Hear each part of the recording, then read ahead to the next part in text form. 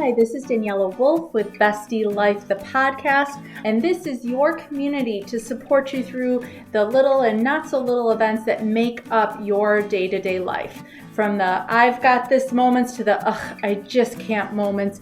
We are here to empower all women to find and develop the skills they need to find peace, balance, and the bliss in their busy. Through solo episodes as well as interviews with amazing women who share their journey and their story and how it works for you. I hope you find the inspirations to make you laugh, think, as well as maybe rethink what you thought you knew, and connect as we realize that we are all living similar ups and downs and don't have to do it alone. So excited for you to hear this episode, and thanks so much for joining me today. Hi, this is Daniela with Bestie Life, the podcast, and today I'm excited for you to meet Jen Zellers.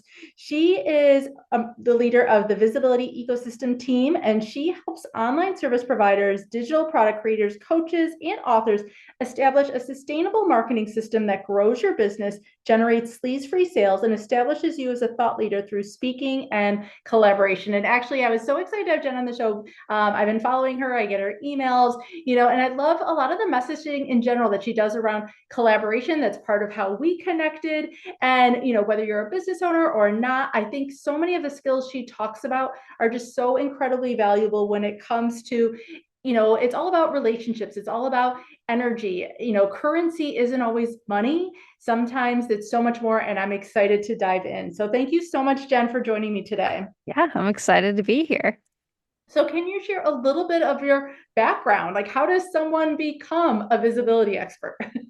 Yeah, so I've been in online business technically officially since 2015, and I started speaking on virtual summits and podcasts, and virtual summits were very different back then from what they are now. So I've kind of been part of that evolution of like way pre-COVID to how they blew up during COVID and what they've been turning into since then. And as I was going along, I'd have friends ask, how are you getting booked on summits? I keep finding summits after they've already started promoting and are definitely not accepting speakers. So we ended up creating the speaker directory over at Virtual Summit Search, which is another arm of what we do. And then it kind of evolved into, okay, well, how do I get other speaking engagements? And that turned into podcast tours. And so that's how Visibility Ecosystem came about. That officially got branched off this year. And it's been so much fun getting to support clients in creating their podcast tours, which then turns into summit invites. And you can get booked on all sorts of other places, and people start approaching you for collaboration. So it just kind of snowballs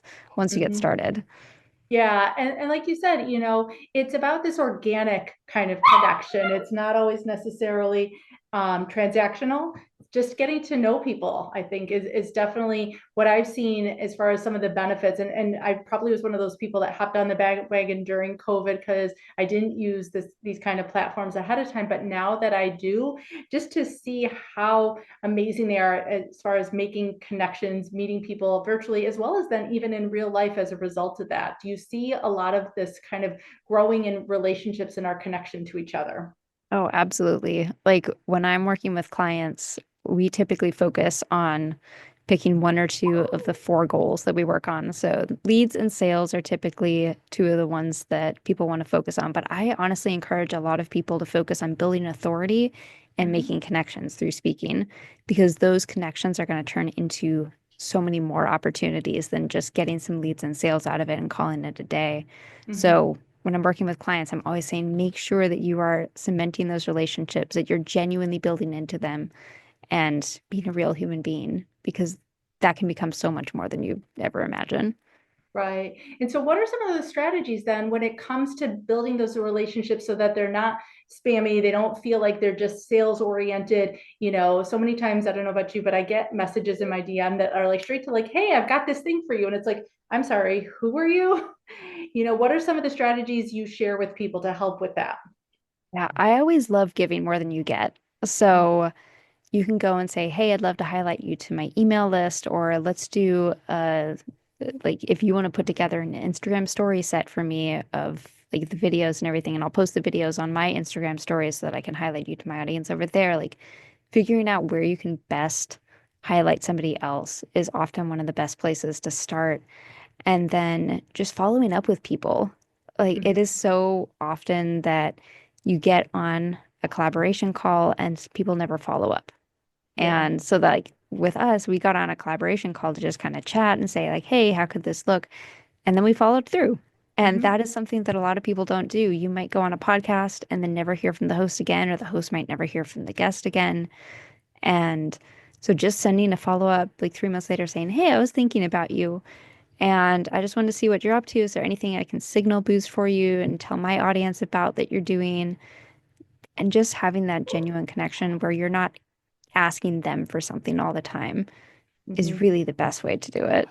Yeah. And like I said, I love how this translates between the business world and our personal lives. When I talk about self-care, I talk about, how you connect with others is definitely a part of your self-care. And so many times I think we either expect, we have to have tons of time to do this versus, like you said, just a quick message like, hey, thinking about you. How are you doing? As well as, just keeping it kind of consistent over some of those bigger things.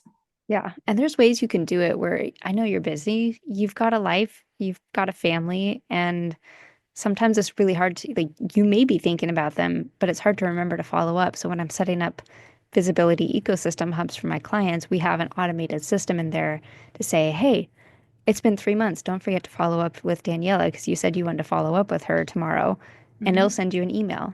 And so then you genuinely are thinking about them. And yeah, it was prompted by an automated thing, but it gives you that reminder so that you're not constantly have to go, okay, who have I followed up with lately?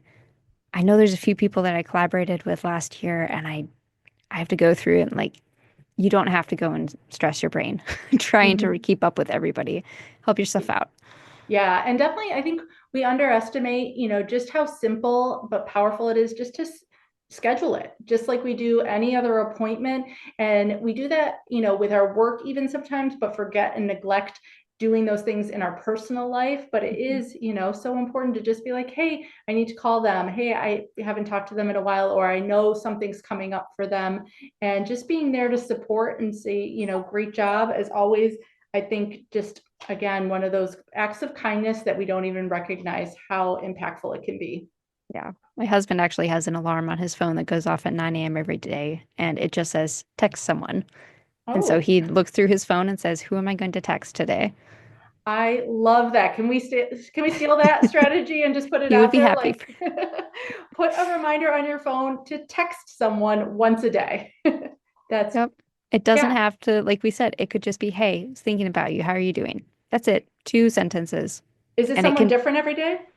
he typically does, yeah. Okay.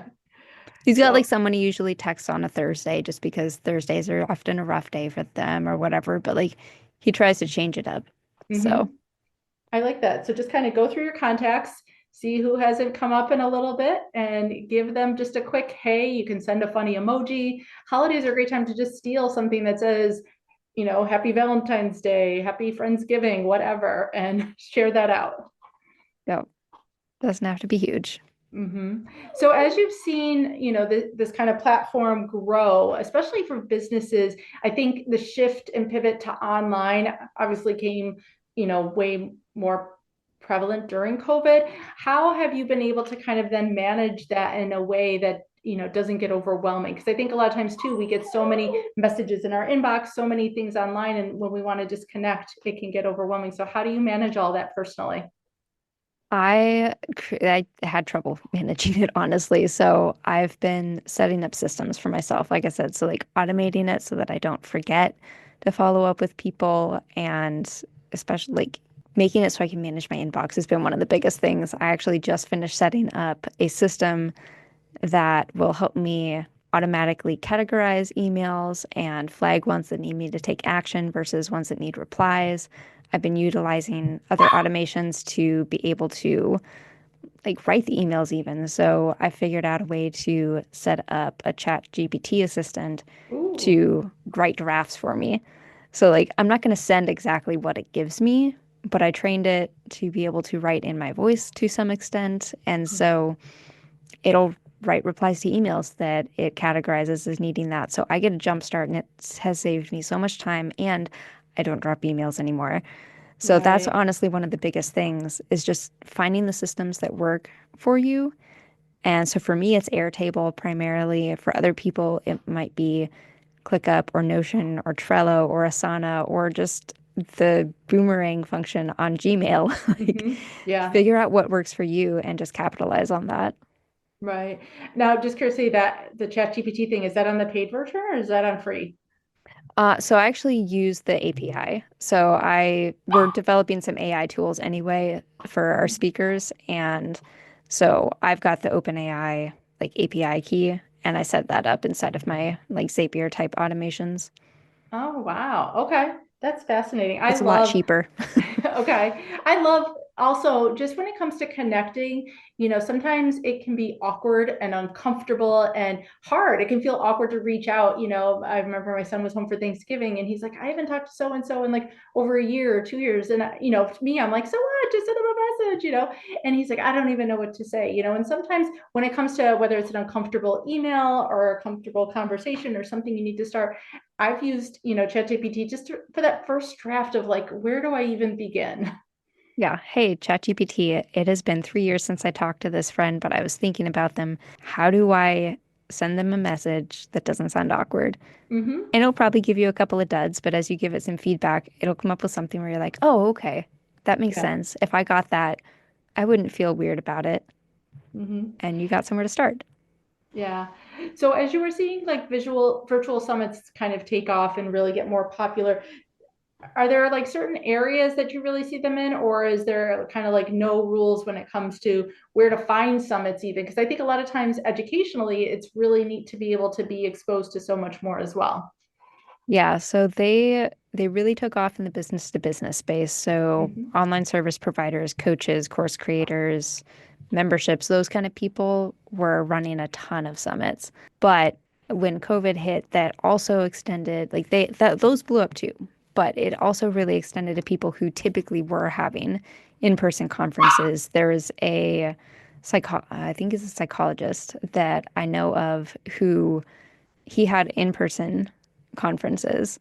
And when COVID hit, he had to go online. And that actually ended up working really, really well for him because he was able to bring in people who weren't able to fly to the conferences to speak. And he was able to land people. He was like, oh my gosh, they wouldn't have Wow. been able to speak otherwise. Right. So it definitely can extend beyond that. And it's starting to become more common in business to consumer Mm-hmm. industries. My friend Krista is actually getting ready to host a an event for people who work with those kind of audiences so that they can learn how to host summits because it is something people seem to be under the impression it only works for business to business, and it definitely does not, honestly. A lot of the business to consumer summits do even better. And I'm starting to see more in kind of the professional spaces, so like therapists and teachers and Mm-hmm. those kind of folks are starting to realize that it's really helpful to get perspectives from people who are not in their immediate geographical vicinity and being able to learn, like, oh, this is what's working over on the West Coast and I'm on the East Coast. I might have to Mm-hmm. tweak it a bit, but I'm going to give that a shot in my classroom and stuff like that. So Yeah. it's slowly starting to take hold in certain industries more slowly than others, but it's definitely growing across the board. Right. And I think even the visibility piece of it, I remember hearing something, I forget who said it, when it came to finding mentors. In the past, I think it was always we were mentored by whoever was ahead of us at work or somebody that we knew personally. And I think this visibility that people putting themselves out there, sharing what they know, speaking, all that kind of stuff, you're now able to get mentorship from people you may never even meet, but you're still like almost getting that connection and that knowledge just from being in their sphere in this way. Yeah. And sometimes it's people who aren't even in your industry. Like I don't always have time to do it, but I love getting to go to summits that I'm not actually in that industry just because sometimes I'm like, "Oh my gosh, that is Yeah. such a cool idea. I would never have thought about that."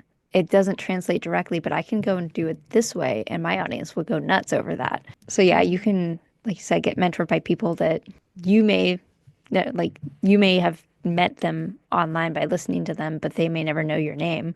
Mm-hmm. And it can be really, really powerful.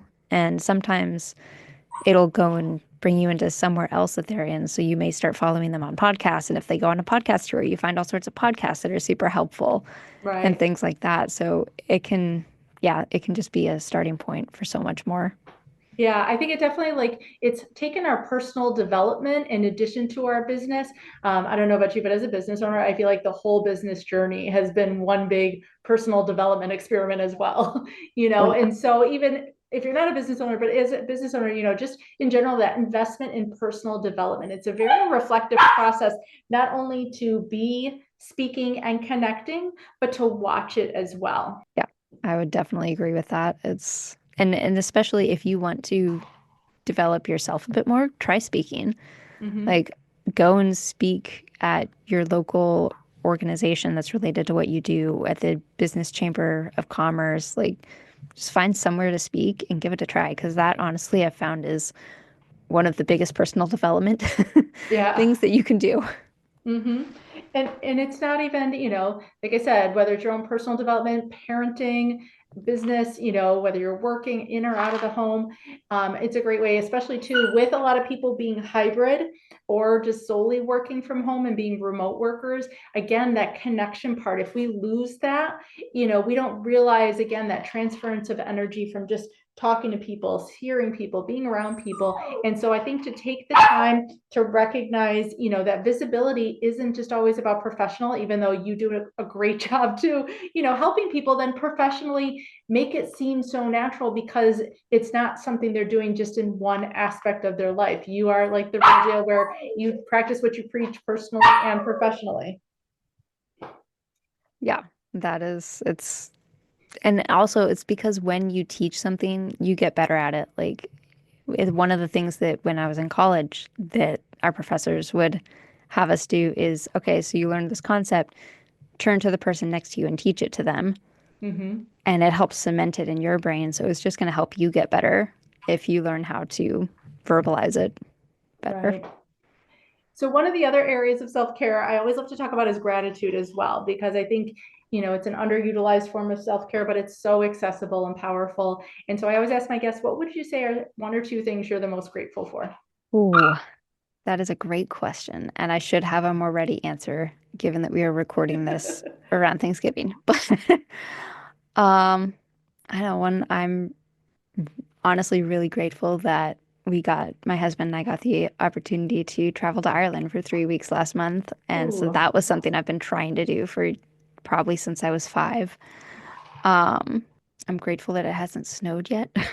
we're, Um, we're obviously in very different parts of the country too, because yeah. I've already had like a major snowstorm, I feel like. No, we've just gotten like light dustings. So Mhm. grateful to have a house that has insulation this year because it didn't Mhm. last year. Yeah. And it's definitely the simple things, the things that we can easily overlook. So, in general, how can people work with you, Jen? How can they find you? How can they get involved, whether it's in the speakers summits, the visibility, all those things?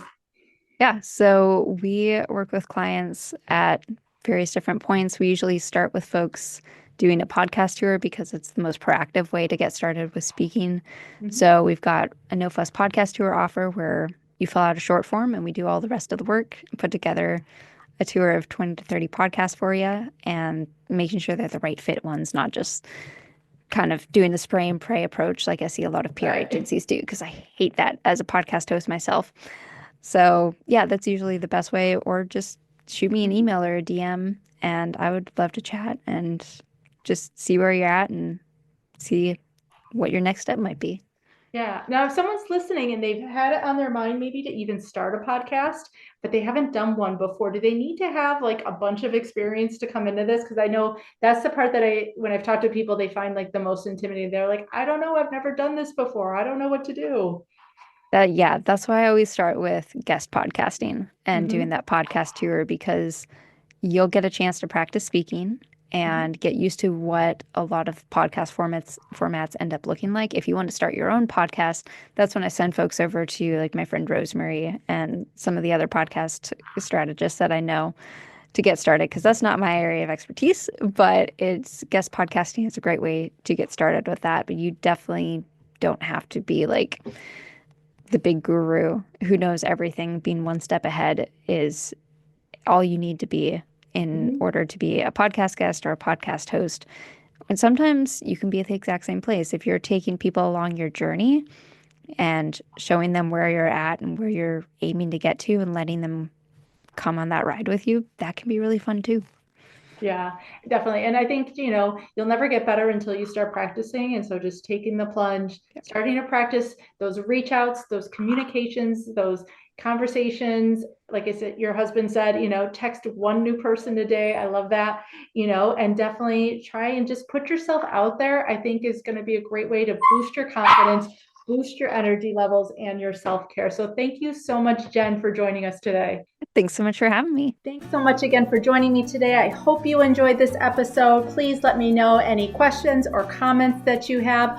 Also, if you can please leave an Apple 5-star review so that this episode can be shared with more women. There's 2 quotes that I love. Alone we may be strong, but together we are stronger, as well as when women support each other, incredible things happen. So let's be stronger and incredible together, as well as maybe just have some fun along the way. Thanks so much and talk to you soon. Bye.